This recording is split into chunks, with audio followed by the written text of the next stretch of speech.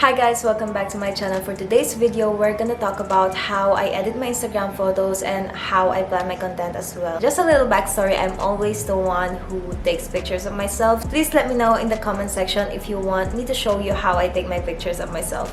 Anyways, let's just get straight into the video. This is my IG feed and also this is my feed preview. The app feed preview is the one I always use whenever I plan out my contents. And also, feed preview helps me to know if my pictures are feed worthy. You know, if it matches my feeds. This is such a big help for me. Let me show you guys how I plan my feed through this app.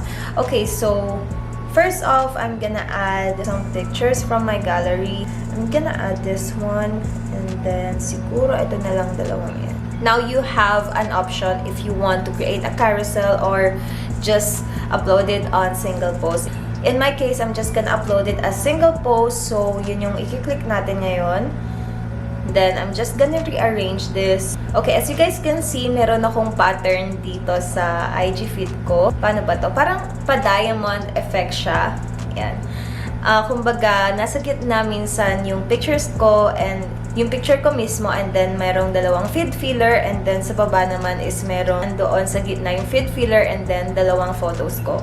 So usually that's how I do my Instagram feed, but meron akong mga times dito na hindi ko sinunod yon, and yeah, I think it turns out well din naman, just as long as neutral tones yung ginagamit ko. So this app is also very helpful for me because may mga times kasi na nalilimutan ko na kung nasaan na yung pictures ko kasi sobrang flooded na yung phone ko ng pictures ko. And also, I'm gonna blame myself for this because hindi ko ginagamit yung favorite na icon sa camera roll ko. But yeah, I always use app preview kapag halimbawa meron ako nagustuhan na tinake kong picture.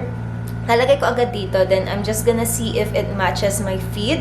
If not, i-delete ko siya or pending siya. So, yeah. Meron naman akong may mga color. Halimbawa, itong All Your Perfects na book ko. Yung cover niya is color violet. But, minsan dito meron din akong mga green, mga hint of colors na, ayan, medyo may pink. But, ang importante kasi sa akin is yung background ko is as much as possible neutral tones. And basta mas nangingibabaw yung neutral tones, I'm okay with that. So yeah, that's just how I take care of my feed. Okay, so now let's move on to how I edit my Instagram photos. Inside this folder, these are the apps that I usually use whenever I edit a photo, but hindi lahat to nagagamit ko for an Instagram post. Okay, most of the time kasi my pictures are just taken from this room lang. So, I just want a clear background for this. Okay, so what I will do is open my Snapseed. Nakita nyo is my tools. And then, I'm just gonna click the healing. And then, I'm just gonna brush this away. As you guys can see, medyo messy pa siya, but we're gonna clean it.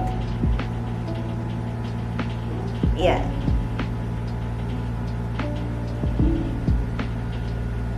Anyways, I'm just gonna crop this. So, ang gagawin ko is i-expand natin. And then, I'm gonna crop it here. I'm just gonna adjust it. Okay, so I was just exporting my image and then I'm gonna go back to my photos and then I'm just gonna edit it. I-adjust ko lang yung mga exposure, yung mga brilliance on how I think it will look good on my feed or how it will matches my feed. Wala akong standard na filter. It's just my gut feeling. So, yeah. Since okay na siya, I'm gonna upload it on my feed preview. So I'm just gonna, okay, so let me just drag it here. I feel like masyado siyang dark, so I'm just gonna adjust the exposure. Yan, okay na siya. So that's it. That's how I edit my photos and how I remove the background on my photos para clean siya tingnan. So yeah. And then, minsan kasi, ang ginagawa ko is, I go to VSCO. Usually, I use this filter, yung A3, because it really fits my feed. So, yeah. just uploading it here. And as you guys can see, mas okay siya tingnan compared to before. It's just so easy. Wala akong masyadong ini-stress kapag nag-edit ako ng photos ko for Instagram. Minsan hindi na ako nag-edit ng pictures when I think na hindi naman na kailangan ng filter or any adjustment on the photo. So yeah, I just really check the feed preview if it will fit on my feed. So yeah, that's just it.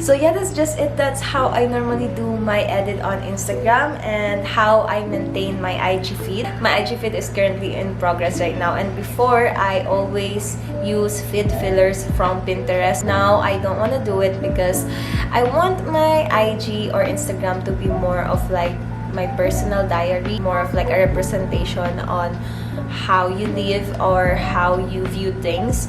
This is a requested video from an Instagram story that I asked you guys on what content you want me to upload. So yeah, here it is.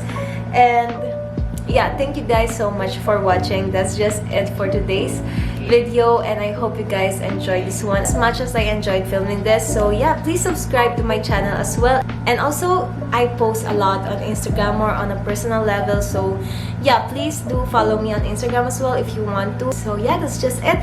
And I'll see you guys next time. Bye!